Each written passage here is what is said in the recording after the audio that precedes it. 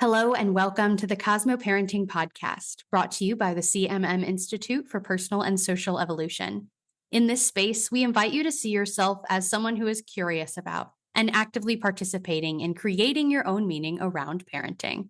This is our Animate episode, where we offer some strategies to integrate into parenting so you can bring to life the things we talk about here on the podcast. Let's begin.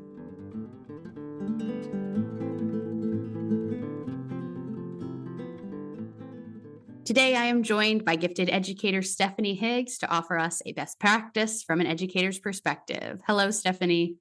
Hey, Abbie. So, Stephanie, we have spent this month discussing power. What is the practice you're offering us for this theme? Today, I'd love to share one of my favorite goal setting strategies from Gabrielle Edingen's WOOP Method. In this strategy, you identify a wish, then you envision a desired outcome, you problem solve through potential obstacles, and last but not least, you construct a plan. The reason many of us are often unsuccessful with those famous New Year's resolutions is because we fail to envision the obstacles that have prevented us from achieving this goal before. And we don't plan for those inevitable obstacles that will come our way. For example, if I previously struggled with getting up early before work to exercise each day, I sometimes find this new passion and excitement. I get reinvigorated and re-energized. And I say, okay, this is going to be the year where I start exercising each morning before I go to school to teach. I lay out my exercise clothes. I set my alarm and off to sleep I go. Then the next morning when that alarm goes off, I peacefully reach over, turn it off, and go right back to sleep until it's time to get ready for school. Why is this turning out exactly how it has so many times before? I thought I was so much more excited this time. I really felt committed and ready. Well, it's because I neglected to pre-plan for the obstacle that gets me every single time. I love sleep. I am not a morning person. And so using Edingen's WOOP method helps me identify that wish, envision the outcome, kind of the why behind it, and then stop to think through those obstacles that are currently keeping me from achieving that wish before I make a plan to overcome them. So, something as simple as moving my alarm clock across the room might help me offset how easy it is to click that button, turn that alarm off, and go right back to sleep. And kids can use this WOOP method too, as they identify areas in their life where more leadership is needed.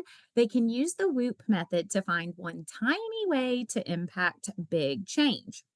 If you want more ideas here, head to whoopmylife.org. It's a great website that offers further ideas and support.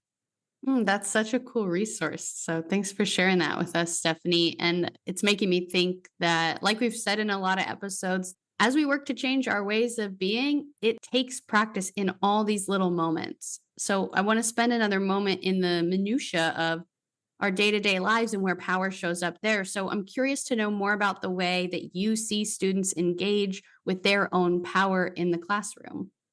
Well, I think it's important, Abbie, to sort of help them acknowledge and recognize what that power is.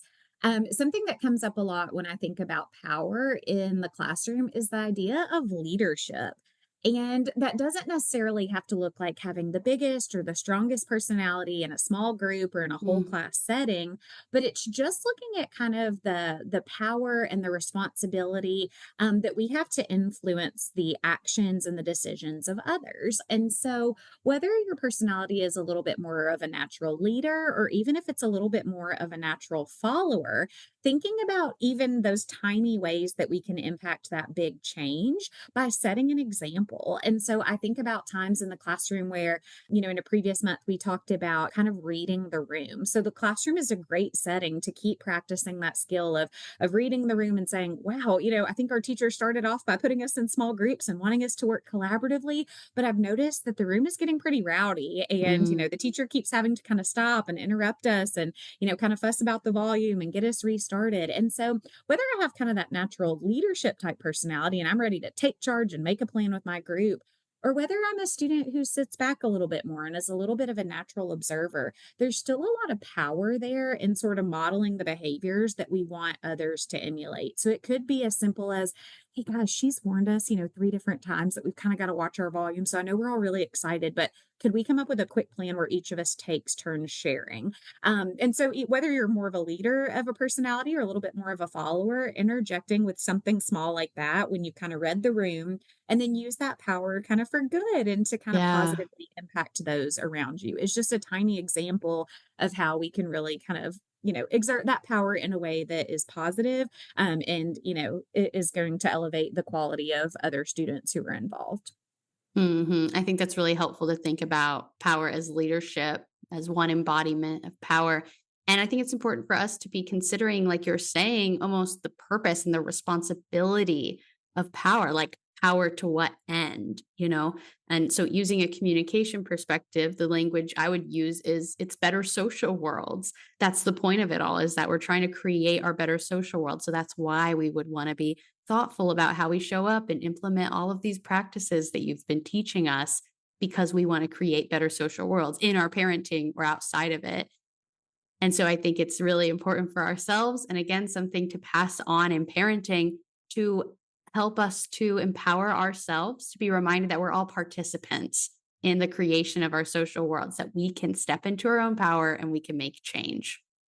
So thank you so much for joining me today, Stephanie. And thanks to everyone listening for joining us as well. You can connect with Stephanie on Instagram at Little Miss Gifted, and you can check out our other Cosmo activities and additional resources at www.cosmoactivities.com.